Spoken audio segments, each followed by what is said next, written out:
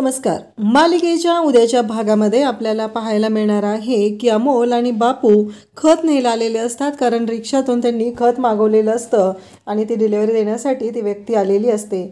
आणि मग बापू रिक्षाच्या जवळ थांबतात, कारण त्या रिक्षाच्या मागच्या सीटवरती तिथे एक पेपरचं कात्रण लावलेलं असतं. रिक्षा चालकाची मुलगी सातारा जिल्ह्यात आली पहिली. आणि ते कात्रण बघितल्यानंतर बापूंना आप्पीची आठवण येते, कारण आप्पी पण अशीच होती. आणि आप्पी ही रिक्षा चालकाची मुलगी कलेक्टर झाली म्हणून फेमस झालेली होती. आप्पी मनापासून हे सगळं करायची हे बापूंना माहिती होतं. म्हणूनच बापू ते कात्रण पाहत असतात. आणि तेवढ्यातच अमोल तिथं असतो. अमोल म्हणतो, बापू काय झालं, पैसे द्यायचे आहेत ना आपल्याला त्यांचे, असं म्हणत आता बापूंना अमोल तिथं जागं करतो आणि म्हणू लागतो की बापू बघा आता काय करायचं आहे ते, असं बापूंना सांगत असतो. मग बापू त्यांना पैसे देतात. आणि त्यानंतर आपल्याला पाहायला मिळतं की ह्या सर्व गोष्टी जेव्हा घडत असतात तेव्हा बापू मात्र तिथे अमोलकडे पाहत असतात. अमोलला म्हणत असतात, काय झालं माहिती आहे का, अरे आपली राणी पण अशीच आहे ना, मग मला आठवण झाली, बाकी काही नाही झालेलं रे दुसरं. मग आपल्या राणीच्या बाबतीत पण असंच आहे, तुला माहिती आहे ना राणी कशी आहे, असं म्हणत बापू इकडे अमोलशी बोलत असतात. तर अमोल म्हणतो, बापू मला पण राणीतून आसगाव फिरायचं आहे, असं अमोलनं सांगितल्यानंतर बापू म्हणतात, आत्ता ते कसं शक्य आहे रे अमोल. तेव्हा अमोल म्हणतो, मला जायचं आहे बापू, तुम्ही मला घेऊन फिरायचा ना. कारण बापू सांगत असतात की आप्पीला संध्याकाळी रोज मी असं राणीत बसवायचो, आप्पी मागं राणीत बसायची, अभ्यास करत असायची ती, आणि मग तिला मी पूर्ण आसगावातनं फिरवायचो. मग राणीतून असं डोकं बाहेर काढायची आणि त्याचबरोबर थंड वारा जो आहे त्याचा आस्वाद घ्यायची. मग अमोलला बापू त्या आठवणी सांगत असतात, डोंगर, आसगावची कमान आली, आपण आसगावच्या कमानीच्या आत आलेलो आहोत, तिथं बघितलं ना. तेव्हा अमोल म्हणतो, खड्डा आहे तिथं बापू. तेव्हा बापू म्हणतात, आसगावच्या रस्त्यावरचे खड्डे पण मला माहिती आहेत रे, आपला गावच भारी आहे, असं बोलत असतात. आणि मग बापू म्हणतात की चला आता आपल्याला खत टाकायचं आहे ना, म्हणून बापू अमोलला घेऊन जाऊ लागतात. आणि मग अमोल झाडांना खत टाकत असतो, कारण आप्पू आली की तिला हे सगळं दाखवायचं आहे असं त्याचं ठरलेलं असतं. त्यानंतर आपल्याला पाहायला मिळतं की अमोल खत टाकत आहे, त्याचवेळी पत्रकार तिथं आलेले असतात. आणि ते म्हणतात की ते बघितलं का, तो कलेक्टर मॅडमचा मुलगा आहे, आपण त्याला जाऊन कव्हर करूया, बॉस आपला ना खुश होईल आपल्यावर, चांगली न्यूज मिळालेली आहे, हे सगळं सुरू असतं. आणि तेव्हा मात्र त्याच वेळी घडतं असं की इकडे ते अमोलकडे येतात आणि अमोलला प्रश्न विचारू लागतात.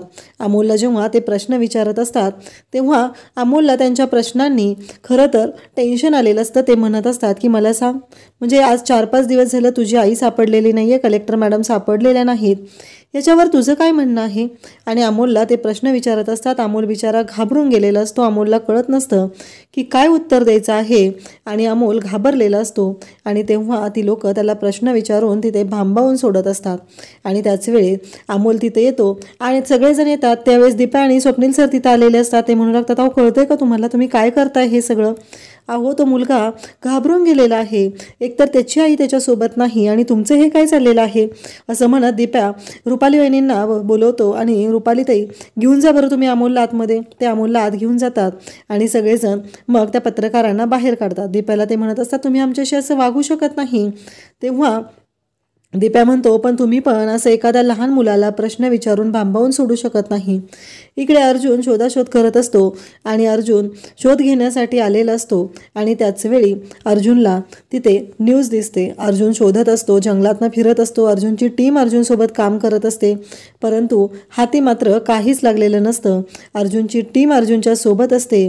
आणि त्याच वेळी पाहायला मिळतं की इकडे अर्जुनला ती बातमी पाहायला मिळते आणि अर्जुन मात्र घाबरतो. अर्जुन म्हणतो, काही करून मला अमोलकडे पहिलं गेलं पाहिजे, कारण अमोल कसा आहे हे खूप महत्त्वाचं आहे, असं म्हणत अमोलकडे तो धावत निघतो. इकडे पाहायला मिळतं की स्वप्नील सर सर्वजण बोलत असतात. सगळेजण म्हणत असतात की ह्या पत्रकारांचं करायचं काय, बापूंना मी घेऊन येतो तिथं, बापू आणि कदम तिकडं असतात, त्यांना घेऊन येतो आणि त्यांना समजून सांगू लागतो.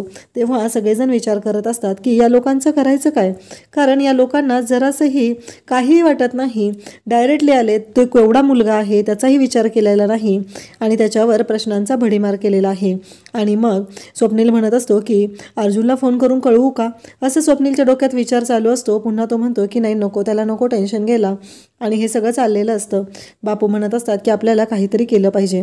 स्वप्नील पण तेच बोलत असतो. अमोल या प्रश्नाने भांबावून गेलेला असतो. तेवढ्यात अर्जुन तिथं आलेला असतो. सगळेजण अर्जुनला समजवत असतात की आपल्याला काहीतरी ठोस निर्णय घेणं गरजेचं आहे.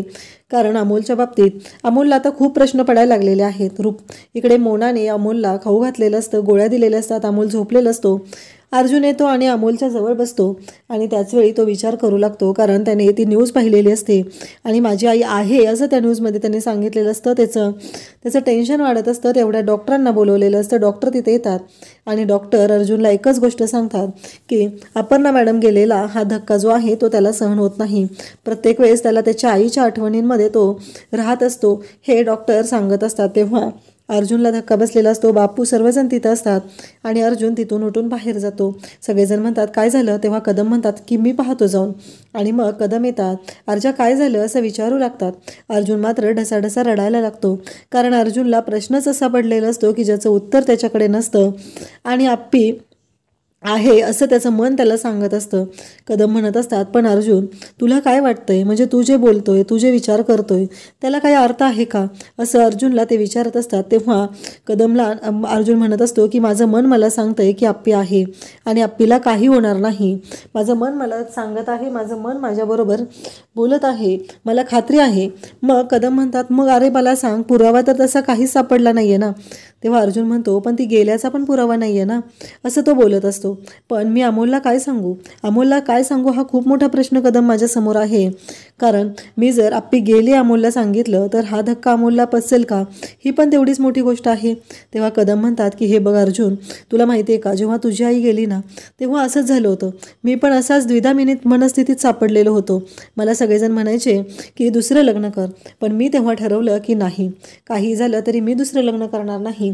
कारण माझ्या मुलाला मला सावत्र द्यायची नाही, सावत्रपणाची वागणूक मिळू द्यायची नाही. त्यामुळं मी ठरवलेलं होतं. आणि त्याचबरोबर त्यावेळी मी तुझ्यासाठी जगायचं ठरवलं, तुझा मित्र म्हणून तुला वाढवायचं ठरवलं आणि मी तुझ्या पाठीशी खंबीरपणे उभा राहत गेलो आणि तुझ्यासाठी जगू लागलो. हे सगळं कदम बोलत असतात आणि तेव्हा अर्जुन कदमांशी बोलत असतो. आणि मग कदम म्हणतात की तुलाही अमोलसाठी असंच जगायचं आहे, त्याची आई बनून जगायचं आहे, त्याच्यासाठी जगायचं आहे. त्यामुळं तुला आता या गोष्टींचा विचार करावा लागणार आहे, हे कदम बोलत असतात.